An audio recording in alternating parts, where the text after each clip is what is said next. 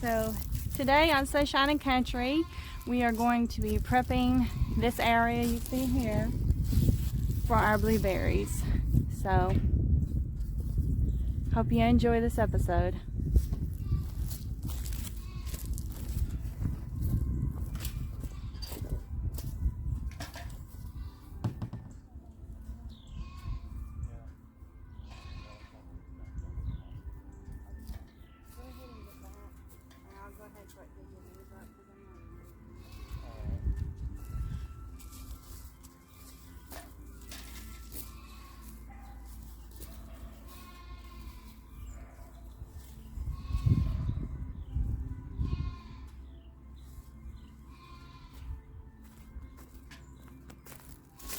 First, I'm going to remove plant number 1 and plant number 2 by the birdhouse, and after that, then we'll begin prepping the ground.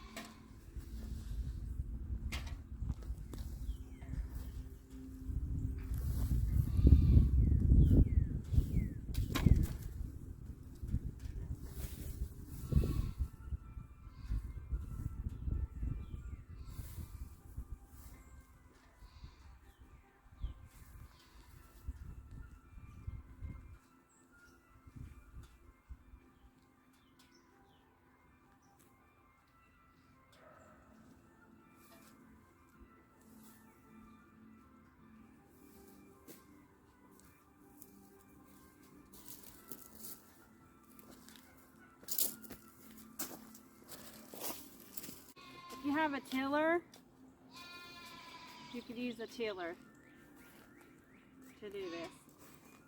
We're just turning over the dirt and the ground here to try to make it a little bit more workable. We will be adding some things to it as well.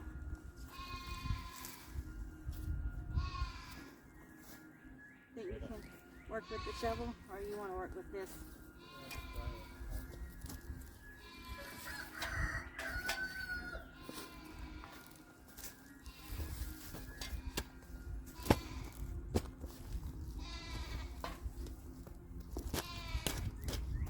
I've got my son Christian here to help. I'm not sure if you could hear me down there because I don't have a good microphone. What I was saying is, if you have a tiller, you could use a tiller. We're just turning the ground over, tilling it up basically, and getting it prepped for adding other things into it before we add our blueberries. And this is my son Christian. You see him in a lot of videos. He's my handyman. He helps me a lot. His dad helps a lot when he can, but he works full time, so my son is here, and I couldn't ask for a better son.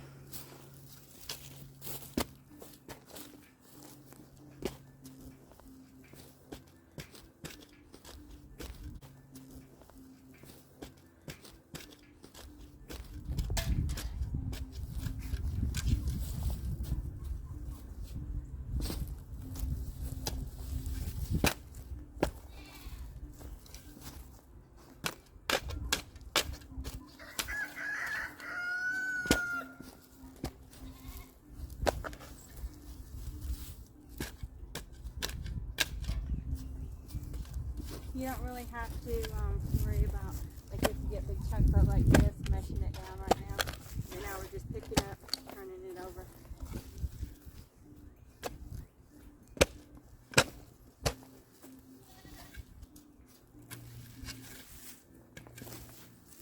You kind of go across in a line, kind of keep you knowing where you need to do next.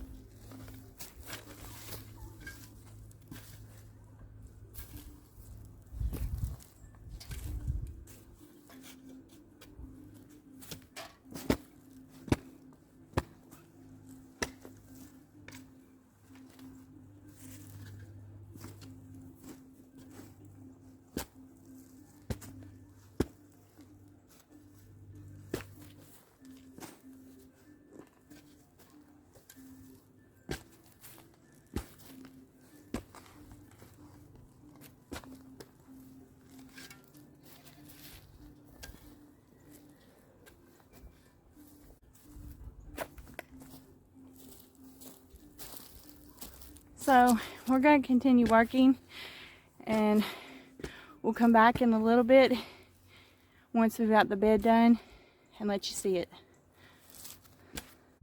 Okay, so we finally finished.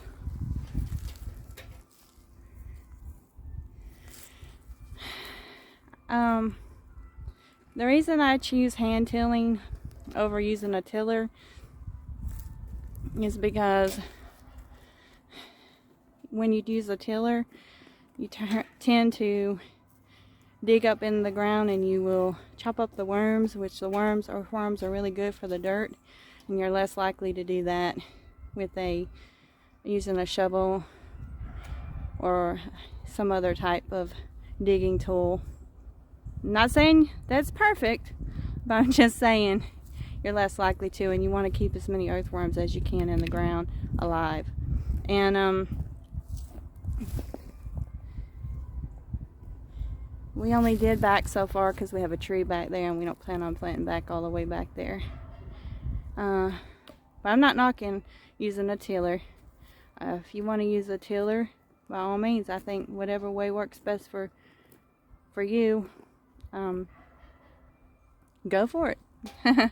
Get her done. So, to each his own. Well, we'll be back and we're going to start adding stuff in. We're going to add peat moss in next and probably add some soil. My husband had to go and pick up some more, so I'll eventually add in some more soil. And I'm going to also be adding in, let me walk you over here and show you this product.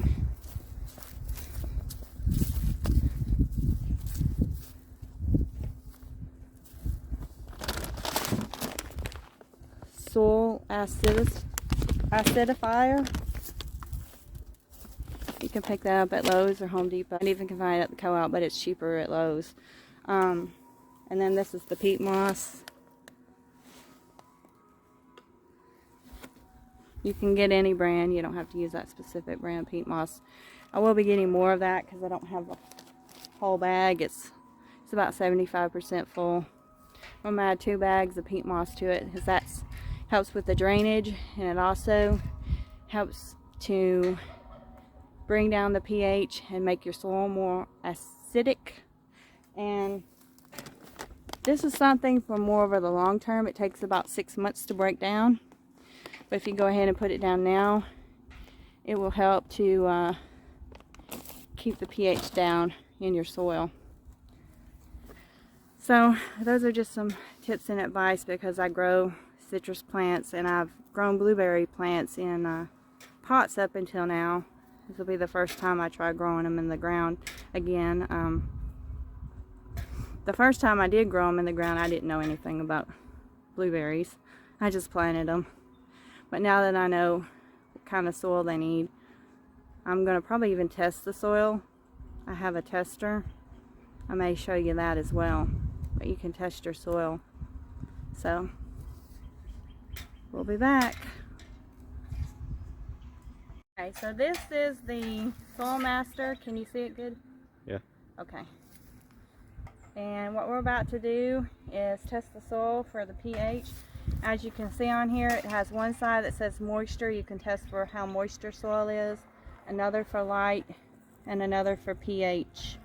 And I found this to be very accurate. I usually use this for potted plants, but I'm going to use it for the ground over here this time.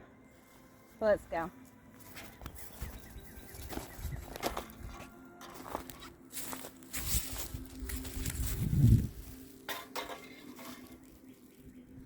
So it's actually showing that it's a pretty high pH over here. Let's just stick it in a piece of dirt. Yeah, so it's showing it's a pretty high pH. One thing I read is that even though you think this mucky clay is poor soil, which it is because it's the nutrients has been taken out of a lot of it, and that's what makes it so poor, but it actually is not acidic. It actually can range in pH levels, and it usually is not acidic. So that's one thing to keep in mind, that just because the soil looks bad doesn't necessarily mean that it's low in pH. pH can range depending on where you live, you know, and what kind of mixture of clay you have. If you have more sandy, or if you have the more red clay. Let's try down here one more time. See if it makes a difference. Stick it down in there a ways. No. The pH is still, the alkaline in that is still really high. It's not very acidic over here at all.